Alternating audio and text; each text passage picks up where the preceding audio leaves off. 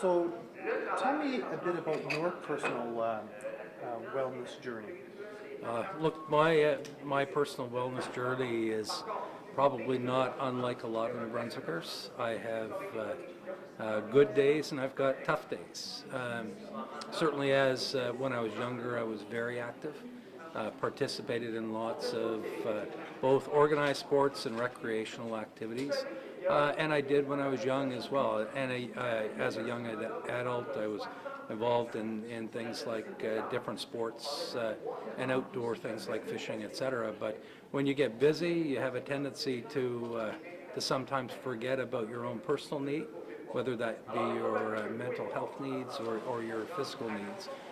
So about 3 or 4 years ago, I learned that I had type 2 diabetes.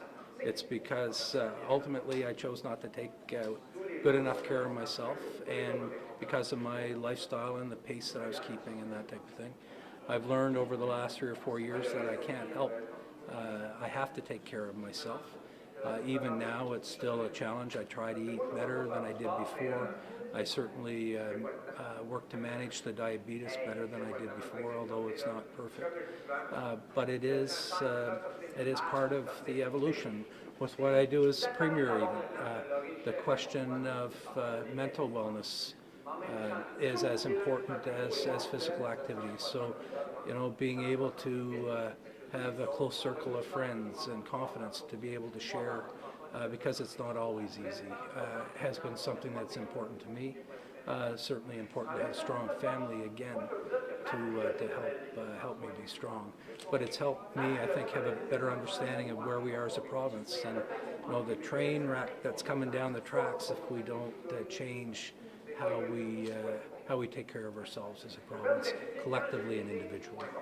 With the budget restraints of the province, so what can we do just to put wellness on the agenda? Look, wellness is on the agenda, and actually New Brunswick, over the last couple of budgets that we've brought in, we've actually been increasing the wellness and sports and recreation budgets significantly, because we know the impact that wellness can have on our communities.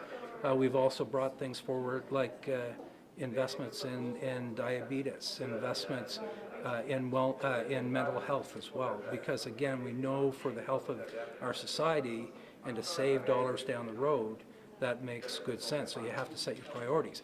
But not everything is about money. And I think whether it's yesterday when I was at the summit on how we value learning in our province and a culture of learning, a culture of wellness is another important thing where individuals and communities can be engaged. And it doesn't take a lot of money to ensure that you're personally, physically active. It doesn't take a lot of money necessarily to get a better message out to our children and change the culture from the time that they're very young. I think we need more coordination, and I think we need to make sure that all the different people that are engaged, that we can find a way to work together. One last question, and this would be for my documentary I'm doing.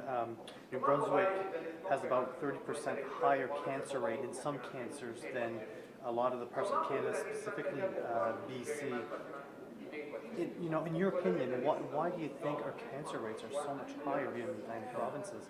Look, that's I'm not a researcher, so to be able to to say something definitively, that would be difficult.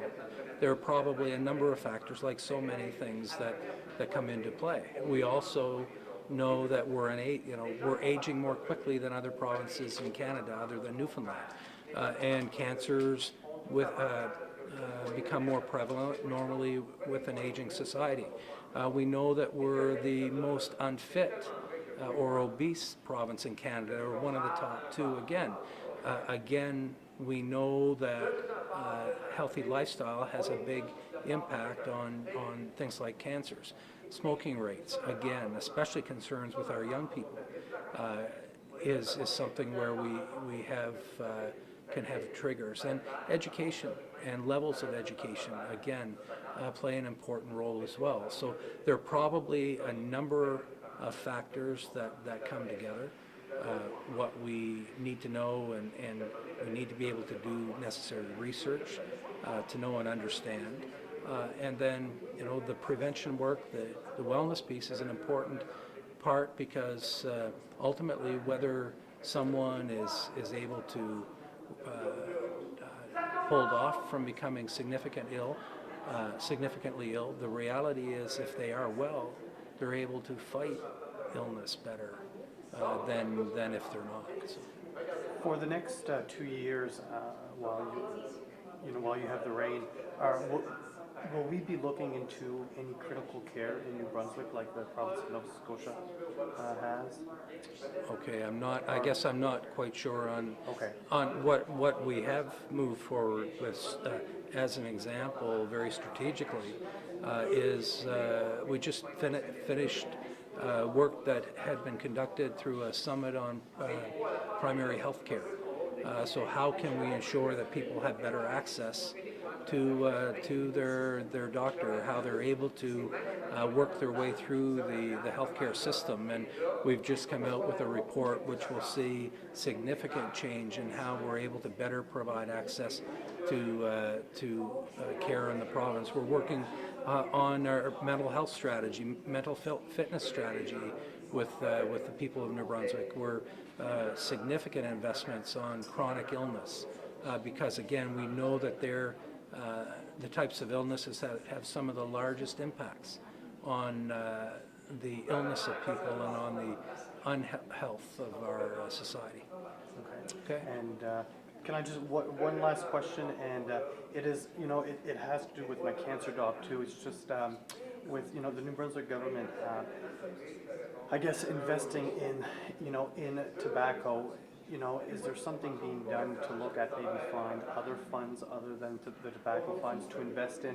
Because, definitely, the cancer rates are very high, and then we do have a government that's got some investment in tobacco companies, and there is a lawsuit against these tobacco companies. Is there, what are you expecting in the next few years? It's the New Brunswick Investment Management Corporation. I don't dictate how they choose to invest, ultimately to provide for the pensions of New Brunswick employees and New Brunswick pensioners. Certainly, as a government, we've been working hard to promote wellness, to promote the reason why it doesn't make sense for young people to stop smoking. We're part of the lawsuit against big tobacco companies and their impact on society. That's really a decision that the leadership within that organization need to look and deal with, come to grips with. Across the country, the way they manage their files, their investments are very similar to other provinces. Thank you. Take care. Thank you again. Yep. All the best. Yes, you too.